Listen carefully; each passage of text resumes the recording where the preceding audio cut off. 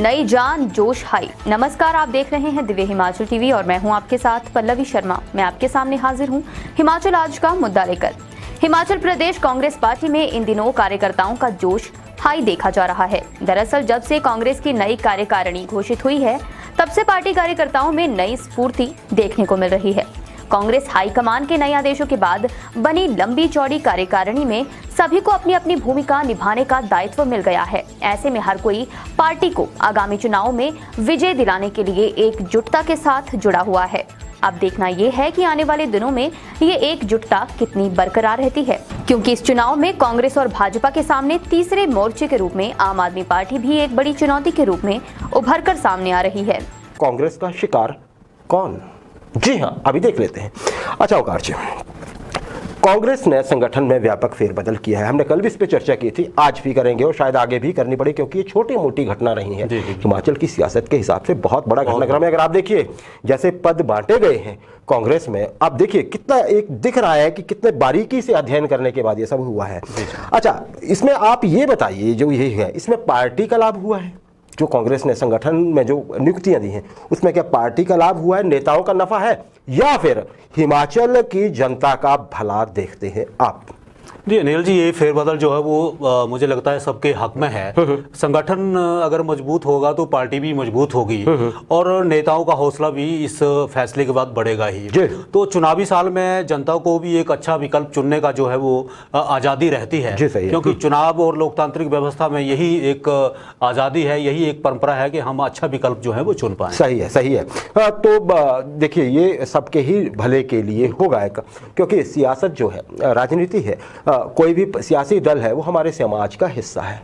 वो अपनी नीतियां सामने रखेगा, अपने कार्यक्रम सामने रखेगा, हम में से कुछ लोग उन्हें चुनेंगे, कुछ पसंद करेंगे, कुछ नापसंद करेंगे, फिर किसी एक की उसी आधार पे सरकार बनेगी जो हमारे लिए फिर 5 साल तक हिमाचल का भाग्य विधाता होगा, हिमाचल की दिशा जो है उसको प्रशस्त करेगा आगे चल के। ओंकार जी, लगभग सभी नेताओं को कांग्रेस के संगठन की बात करें, कहीं ना कहीं एडजस्ट किया गया है अच्छी जगह पे। देखिए जिसमें सब लोग फिलहाल संतुष्ट भी नजर आ रहे हैं। क्या आपको ऐसा लगता है संतुष्ट है नेता? मैं आपका विस्तृत इस पे थोड़ा चाहूँगा। हालांकि ये जो है अनिल जी, ये एक व्यक्तिगत रूप से किसी को भी संतुष्ट नहीं किया जा सकता है। फिर भी बहुत से लोग तो ये चाहते होंगे कि मुझे मुख्यमंत्री डिक्लेयर करके ही बाकी को काम किया जाए। फिर भी संगठन के रूप में अगर देखा जाए तो सभी को काम करना पड़ेगा और काम के क्या नतीजे आएंगे, तो नतीजे जो आएंगे उसी पे एक सम्मानजनक जो है वो दृष्टि बनेगी और उस दृष्टि में कौन कितना खरा उतरता है। अगर खरा उतरता है तो उसके लिए उससे ज्यादा संतोषजनक बात नहीं होनी चाहिए। संतोषजनक बात, वही बात वहां पे अगर हम इसको इस तरह से देखें ओंकार जी, तो संतुष्टि शायद हमेशा यही रहती है कि जैसे हमने पहले ही बात की कि मैं यहाँ या मैं वहाँ, लेकिन ये ज़रूर देखा जाएगा कि वीरभद्र सिंह, स्वर्गीय वीरभद्र सिंह की विरासत के इर्द गिर्द कांग्रेस ने अपना किला खड़ा करना शुरू किया है। उसको मजबूत होता कांग्रेस देख रही है, सेंटर से कम ऐसा उनको लगता है। अब देखेंगे हम कि इस किले की ईंटें और पत्थर कितनी मजबूती से साथ जुड़ते चले जाते हैं ताकि अभेद हो, क्योंकि चुनौतियां बहुत हैं इस किले पे। पहले एक ही हमला होता था, अब 2-2 फौजें हैं।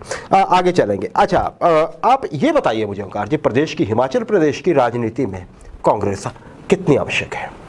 बिल्कुल अनिल जी, लोकतांत्रिक व्यवस्था की यही खूबी है कि हमारे पास जो है अच्छे और प्रगतिशील नेता चुनने की आज़ादी रहती है और मजबूत कांग्रेस होने का भी मतलब यही रहेगा कि प्रदेश में हर तरह का संतुलन बना रहे और आने वाले चुनाव में, जैसे कि हम पहले भी जिक्र कर रहे हैं कि लोगों की पसंद और नापसंद के आधार पर जो भी आगे चुनकर आता है तो उससे हमेशा यही उम्मीद की जाती है कि ये प्रदेश की प्रगति में दिशा और दशा तय करे। तो हम तो यही चाहेंगे कि जो भी यहाँ जिसको भी जिम्मेदारी मिली है वो अपनी जिम्मेदारी को ठीक से, अपनी भूमिका को निभाए, ठीक से अपनी भूमिका को निभाए कांग्रेस संगठन में, जिसे विजय, सही बात है, यही संगठन की आशा होती है, इसीलिए व्यक्ति को वो किया जाता है। लेकिन ओंकार जी, हाँ, साथ ही मैं आपकी बात को आगे बढ़ाते हुए ये कहूँ कि अगर हम हिमाचल प्रदेश के इतिहास को देखें तो सबसे ज्यादा समय तक कांग्रेस ने शासन किया है। बिल्कुल, कांग्रेस ने शासन किया। सबसे लंबे समय तक वीरभद्र सिंह मुख्यमंत्री रहे, जो कांग्रेस के ही बड़े नेता थे। वट वृक्ष थे कांग्रेस के, हिमाचल कांग्रेस के। इसके अतिरिक्त हिमाचल में बहुत सारी जो योजनाएं थी उनकी शुरुआत कांग्रेस के कार्यकाल में हुई थी, क्योंकि बाद में भाजपा की एंट्री, फिर टर्न बाई टर्न यहाँ पे आती रही।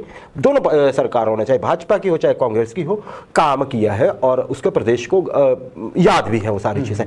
तो एक चीज़ आप ध्यान रखिए कि चाहे पूरे देश में कांग्रेस को कई जगह पे बड़े बड़े झटके लग रहे हों, हिमाचल में अभी तक ऐसा नहीं हुआ। हिमाचल में आज के दिन तक कांग्रेस ने अपनी, जो उनकी एक बारी होती है ना भाजपा के बाद कांग्रेस, वो अभी तक छोड़ी नहीं है। बिल्कुल। इस बार क्या होता है ये सवाल अलग है। इसलिए हिमाचल में अगर हम ये देखें तो कांग्रेस कभी भी अप्रासंगिक नहीं हुई है आज के दिन तक। और जैसे कहते हैं कि एक मजबूत विपक्ष, चाहे वो भाजपा हो चाहे कांग्रेस हो, किसी मजबूत विपक्ष का होना बहुत जरूरी है। हम ये नहीं कहते कि कांग्रेस विपक्ष में जाने वाली है, क्योंकि 5 साल विपक्ष में काटे हैं कांग्रेस ने अभी तक। टर्न तो वैसे उनकी होनी चाहिए थी, होगा क्या इस पर हम चर्चा करेंगे। अच्छा ओंकार जी, कुछ दिन पहले तक कांग्रेस सुस्त दिख रही थी, सब सवाल उठा रहे थे कि कांग्रेस कहाँ है।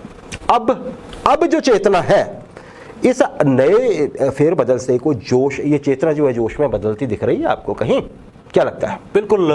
देखिए, कांग्रेस आला कमान ने जिस तरह से शक्तियों का विकेंद्रीकरण किया है, उससे हर किसी को एक भूमिका भी मिल गई है और उसे परफॉर्म भी करना पड़ेगा।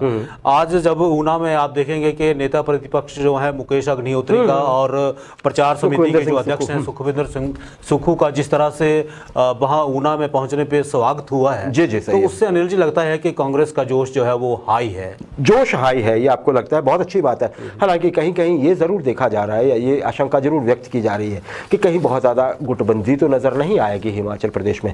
लेकिन जो अभी तक के आसार दिख रहे हैं, पॉलिटिकल पंडित्स ये मानते हैं कि शायद ही हिमाचल कांग्रेस मुख्यमंत्री का चेहरा सामने रखे, शायद केंद्र के ही इशारे पर या फिर नीतियों पर या भाजपा की विफलताओं पर, जैसे कि वो कहते हैं, जो उनका कहना होता है तथाकथित विफलताओं पर हम ये कहेंगे, चुनाव लड़ा जाता है। और बाद में अगर सब ठीक रहता है तो शायद मुख्यमंत्री का चेहरा चुनने की जब अगर नौबत आती है तो फिर ये चुन लिया जाएगा बीच में से। तब शायद कांग्रेस के लिए ज़्यादा आसान होगा, क्योंकि तब फिर अपने डिसाइड ही करना है। उसमें हाईकमान का बहुत रोल रहता है कांग्रेस में, जैसा कि शुरू से होता आया है। अच्छा, परंपरागत रूप से देखें ओंकार, जैसे हम पहले भी चर्चा कर रहे थे, इस मर्तबा बारी होनी चाहिए कांग्रेस के। यही देखते आए ना हम, जब से भाजपा है, एक बार कांग्रेस एक बार भाजपा, भाजपा के बाद कांग्रेस, कांग्रेस के पास भाजपा। अच्छा, तो लेकिन इस बार आप क्या समझते हैं कि राह आसान है कांग्रेस के? क्या लगता है बारी होने के चलते ही क्या बारी आ जाएगी? क्या लगता है अनिल जी? हिमाचल में सत्ता परिवर्तन का मतलब अक्सर यही होता है कि एक बार भाजपा और एक बार कांग्रेस। 8 और 60 वाली बात करते थे कई बार पहले, तो यही परंपरा भी रही है। मगर इस बार आम आदमी पार्टी ने तीसरे विकल्प के रूप में खुद को प्रस्तुत किया है। ऐसे में इस बार का चुनाव जो है वो आसान नहीं लगता है, चुनौतीपूर्ण होने वाला है। और यह चुनौती भाजपा और कांग्रेस दोनों को ही है, क्योंकि इससे आम आदमी पार्टी को ना तो कोई लाभ होने वाला है, होने के लिए तो कुछ है नहीं आम आदमी पार्टी के लिए, आप ये कहते हैं। हाँ। तो ये दोनों ही पार्टियां जो हैं, आम आदमी पार्टी इनके लिए एक अलार्म जैसा काम कर रही है।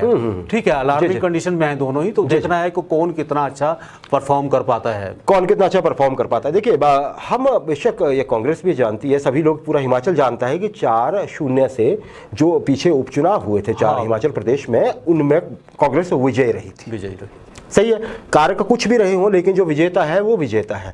लेकिन तब परिस्थितियां और थी, तब आम आदमी पार्टी की एंट्री नहीं थी हिमाचल। अभी भी खैर ये पता नहीं है कि आम आदमी पार्टी कितनी प्रभावशाली होने वाली है, लेकिन जोर तो है, चर्चा तो है। तो ये जरूर लगता है, जैसे आपने अभी कहा, कि कांग्रेस को इस बार 2-2 फौजों से लड़ना पड़ेगा, दो मोर्चे संभालने पड़ेंगे। तो इसलिए उतनी आसान राह होगी नहीं, बारी बेशक कांग्रेस की होती रही। अच्छा, ये बताया ओंकार जी, पहले भाजपा की चर्चा कर लेते हैं। मिशन रिपीट को स्लोगन बनाकर भाजपा जुट पड़ी है। हम देख रहे हैं फील्ड वर्क चला हुआ है, नड्डा साहब आए हैं, कमेटियां बन गए, अगस्त तक का प्रोग्राम बन गया है, किस दिन क्या होना है। प्रधानमंत्री का भी कार्यक्रम है कि जून महीने में वो आने वाले हैं। तो आप इस बार कांग्रेस की राह में भाजपा के मिशन रिपीट के नारे को कितनी बड़ी चुनौती के रूप में देख रहे हैं आप? बिल्कुल, आपका प्रश्न है कि कांग्रेस के लिए कितनी बड़ी चुनौती भाजपा की ओर से इस बार। हाँ। तो हाँ, जरूर भाजपा चुनौती दे सकती है, और चुनौती विकास के दम पर अनिल जी दी जाती है। जनता देखेगी आने वाले समय कि विकास हुआ है, कितना विकास हुआ है, तो रिपीट हो सकता है, वरना दूसरा या तीसरा विकल्प जो है हिमाचल में हाजिर है। जी बिल्कुल।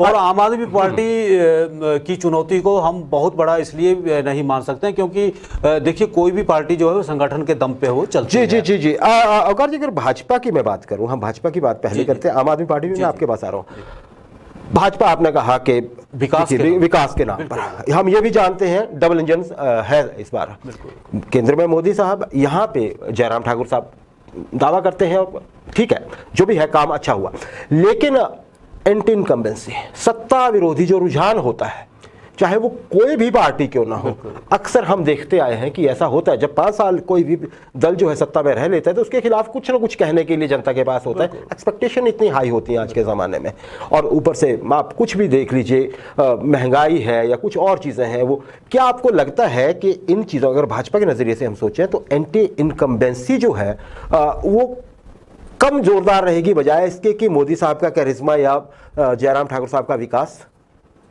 क्या लगता है आपको, कौन फैक्टर बड़ा होगा? अनिल जी, मुझे लगता है कि महंगाई का मुद्दा बहुत बड़ा फैक्टर यहाँ होने वाला है।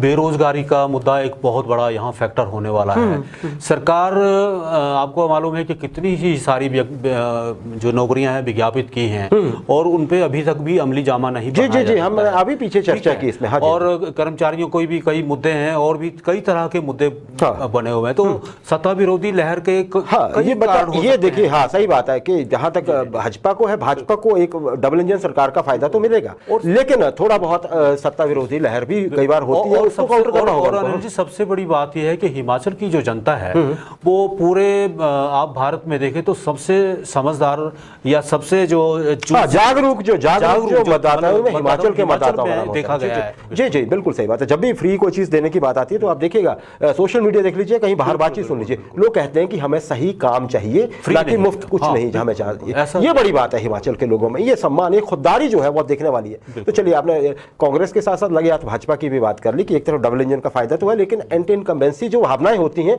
उनको थोड़ा पार पाना होगा और कांग्रेस को भी उसी हिसाब से अपनी रणनीति बनानी होगी। आम आदमी पार्टी की बात कर रहे थे, अंतिम मेरा सवाल है इस सेगमेंट में आपसे। देखिए, कांग्रेस के सामने आम आदमी की चुनौती तो है। कांग्रेस के बारे में आम आदमी पार्टी ने आते क्या कहा था कि हमारा मुकाबला तो जी भाजपा से, कांग्रेस गिनती में नहीं है। हालांकि आम आदमी पार्टी के नेताओं को पता था कि हिमाचल में बारियां होती हैं, तो कांग्रेस को इस तरह से एकदम से आप एकदम सेट असाइड नहीं कर सकते हैं। लेकिन फिर भी उन्होंने कहा, शायद वो पता नहीं किस लिए कि क्या वो चर्चा ही खत्म करना चाहते थे क्या, लोग ये कह रहे हैं, लेकिन फिर भी कि अगर मान लीजिए आम आदमी पार्टी चुनाव लड़ती है सभी सीटों पर, तो ज्यादा नुकसान वो भाजपा के बनिस्बत कांग्रेस का करेगी। कितने सहमत हैं आप इस बात से, और अगर ऐसा है तो कांग्रेस को क्या करना होगा? देखिए, आम आदमी पार्टी की चुनौती को हम बहुत बड़ा, अनिल जी, इसलिए नहीं मान सकते हैं क्योंकि कोई भी संगठन आप देखिएगा, वो कोई भी पार्टी है जो वो संगठन के आधार पे चलती है। जी। और आप वालों को इसमें संगठन बनाने में अभी बहुत ज्यादा मेहनत की जरूरत है। अगर एक बात जरूर ध्यान में रखनी चाहिए कि सियासत में कौन कहां किसको पटकनी दे जाए, इसका कोई भरोसा नहीं होता। जी सही बात है, इसका भरोसा आपने हालांकि दोनों बातें विरोधाभासी कही हैं, सही बात है। इसलिए हम आम आदमी पार्टी को तो एक तरह से राइट ऑफ भी नहीं कर सकते हैं। बिल्कुल।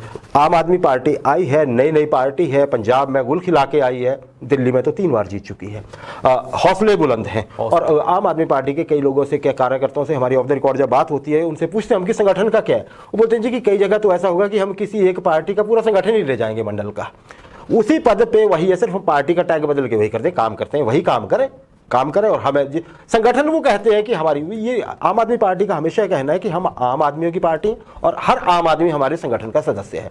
अब देखते क्या है, लेकिन कांग्रेस को इस नजरिए से भी ध्यान रखना होगा, क्योंकि हम आज कांग्रेस के वो मध्य में रख के बात कर रहे थे, तो भाजपा की हमने बात बता दी थी, और अब आम आदमी पार्टी की जो स्ट्रेंथ है जिससे कांग्रेस को निपटना होगा वो ये है। आम आदमी को ही संगठन का कार्यकर्ता और पदाधिकारी कहते हैं, हर आम आदमी को आम आदमी पार्टी। देखते हैं क्या गुल खिलेगा हिमाचल की सियासत में।